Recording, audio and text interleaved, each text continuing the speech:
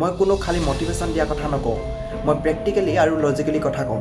যি হৈছে আজিৰ পৰা 2-3 বছৰ বা 4-5 বছৰ পিছত যি হ'বা, সেই সমস্যাত তুমি কেনেধৰণৰ মানুহৰ মাজত আছিলা, কাক শুনিলা, কোনে তোমাক ইম'চনেলি ভাঙি পেলাইছিল, কোনে তোমাক তললৈ নমাই ৰাখিছিল, এই সকলোবোৰ তোমাৰ পাৰ্চনেলিটি গঢ়ি তুলিছে। আজি তোমাৰ ভিতৰত যি ছেল্ফ ডাউট আছে, সেয়া একেদিনতে তোমাৰ সৃষ্টি হোৱা নাই। দীঘলীয়া সময় ধৰি তুমি এটা এনভাইৰমেণ্টত আছিলা য'ত তোমাক বিশ্বাস কৰোৱা হৈছিল যে তুমি দুৰ্বল, তুমি কম, তুমি আনৰ দৰে নহয়। যদি মই তোমাক কওঁ যে তোমাৰ এতিয়াৰ যিটো পাৰ্চনেলিটি সেইটো কেতিয়াও বাস্তৱ নহয়, সেয়া মাথো তোমাৰ পাষ্ট এক্সপিৰিয়েঞ্চ বা পাষ্ট হেবিট বা এনভাইৰমেণ্টৰ ফলাফল। এতিয়া তুমি এই ভিডিঅ'টো চাই আছা, এই মুহূৰ্তৰ পৰা তোমাৰ ভিতৰত চেঞ্জেছ আহিব পাৰে। কাৰণ মানুহৰ ব্ৰেইনটো প্ৰতি ছেকেণ্ডত ট্ৰেইনৰ লেখীয়া গতি কৰে। মই এতিয়া যি কথা কৈছোঁ হয়তো কিছুমানে 100% বুজি পাব আৰু কিছুমানে 95% বুজি পাব। সকলোৰে বুজাৰ ক্ষমতা বেলেগ বেলেগ, কিন্তু এটা কথা নিশ্চিত যে মোৰ এই কথাবোৰ তোমাৰ মাইণ্ডত নিশ্চয় কিবা নহয় কিবা এটা ইম্পেক্ট পেলাব। এই ভিডিঅ'টোৱে তোমাৰ পাৰ্চনেলিটিত এটা নতুন ব্লু প্ৰিণ্টৰ সৃষ্টি কৰিছে। তোমাৰ জীৱনৰ প্ৰতিটো দিনেই তোমাৰ বাবে এটা নতুন এক্সপিৰিয়েঞ্চ গঢ়ি তোলে। 5 বছৰ আগতে তুমি যি মানুহৰ মাজত আছিলা, যিবোৰ মানুহে তোমাক ইম'চনেলি ৱেক দেখি মেণ্টেলি টৰ্চাৰ কৰিছিল, সেই সকলোবোৰ মিলিয়ে আজি তোমাৰ মাইণ্ডত নিজৰ বিষয়ে এটা ভুল ইমেজ সৃষ্টি কৰিছে। তোমাৰ হয়তো এতিয়া লাগে যে ইমেজটো ভাঙি পেলোৱা অসম্ভৱ, কিন্তু তেনেকুৱা একো নহয়। মই আগতে কৈছিলোঁ যে তুমি মাথো তোমাৰ এনভাইৰমেণ্টৰ ৰিজাল্ট। অৰ্থাৎ যদি তোমাৰ এনভাইৰমেণ্টত সলনি হয়, যে হেবিট সলনি হয়, যে ফ্ৰেণ্ড চাৰ্কুল সলনি হয়, আৰু সকলোবোৰ যিসকল মানুহে তোমাক মেণ্টেলি ৱেক কৰি থাকে তেওঁলোকৰ পৰা আমি আঁতৰি যাওঁ, তেন্তে তোমাৰ জীৱনো সলনি হৈ যাব পাৰে।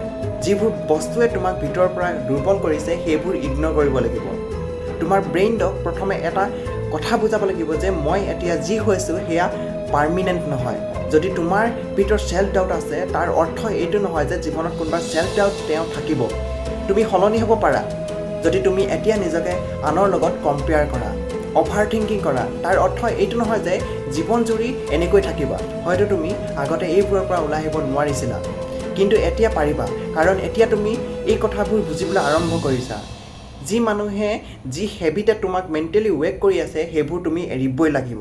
100% চিয়ৰ তুমি সেইবোৰ এৰিলেহে তুমি জীৱনত ছাকচেছ হ'ব পাৰিবা। যি এনভাইৰমেণ্টত তুমি থাকিবা, যিবোৰ তুমি পঢ়িবা, যিবোৰ মানুহক শুনিবা, ধীৰে ধীৰে তুমি সেইদৰে মানুহ হৈ উঠিবা।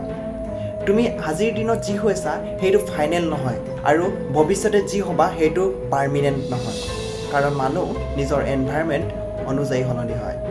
পাষ্টত তুমি যিবোৰ মানুহৰ মাজত আছিলা, যিসকলে তোমাৰ মাইণ্ডত ছেল্ফ ডাউট ভৰাই দিছিল, যিসকলে তোমাক বিশ্বাস কৰাইছিল যে তুমি মেণ্টেলি ৱেক আৰু ইম'চনেলি ৱেক, সেই সকলোবোৰে তোমাৰ প্ৰেজেণ্ট পাৰ্চনেলিটি গঢ়ি তুলিছে।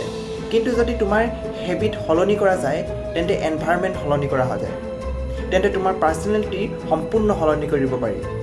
কিন্তু তাৰ বাবে দায়িত্ব তুমি নিজেই ল'ব লাগিব, কাৰণ দায়িত্ব কেতিয়াও দিয়া নহয়, নিজেই ল'ব লাগে। মই যদি কওঁ তোমাক সলনি কৰি দিম বুলি, সেয়া অসম্ভৱ। তুমি তেতিয়াহে সলনি হ'বা যেতিয়া তুমি নিজে সিদ্ধান্ত ল'বা যে মই সলনি হ'ব লাগিব। যেতিয়ালৈকে তুমি সকলো কথা সন্দেহৰ চকুৰে চাই থাকিবা, তেতিয়ালৈ কোনো কথা তোমাৰ মাইণ্ডত প্ৰপাৰলি সোমাব নোৱাৰিব। মোৰ ভিডিঅ' বনোৱাৰ উদ্দেশ্য হৈছে তোমাক এইটো কথা বুজোৱা যে তুমি এতিয়া যি হৈছা সেয়া পাৰ্মিনেণ্ট নহয়। যদি তোমাৰ ভিতৰত এই বিলিফ সৃষ্টি হৈছে যে মই জীৱন জুৰি এনেকৈ থাকিম, তেন্তে সেই বিলিফ ভুল। নিজৰ মাইণ্ডত আৰ্টিকুলি ছেল্ফ ইমেজ গঢ়ি তুলি নিজকে এক সম্পূৰ্ণ গঢ়ি তুলিব লাগিব, সম্পূৰ্ণ সলনি কৰি জীৱন গঢ়ি তুলিব লাগিব। যদি তুমি প্ৰতিদিনত নিজক বুজোৱা যে মই কোনো বেকাৰ নহয়, মোৰ ব্ৰেইন তীক্ষ্ণ, মই জিনিয়াছ, মই স্মাৰ্ট, এতিয়া কোনেও মোক ইউজ কৰিব নোৱাৰে, আৰু যদি তুমি নিজকে এইবোৰ বিশ্বাস কৰিবলৈ সক্ষম হোৱা, তেন্তে ধীৰে ধীৰে তোমাৰ পাৰ্চনেলিটি সলনি হৈ যাব।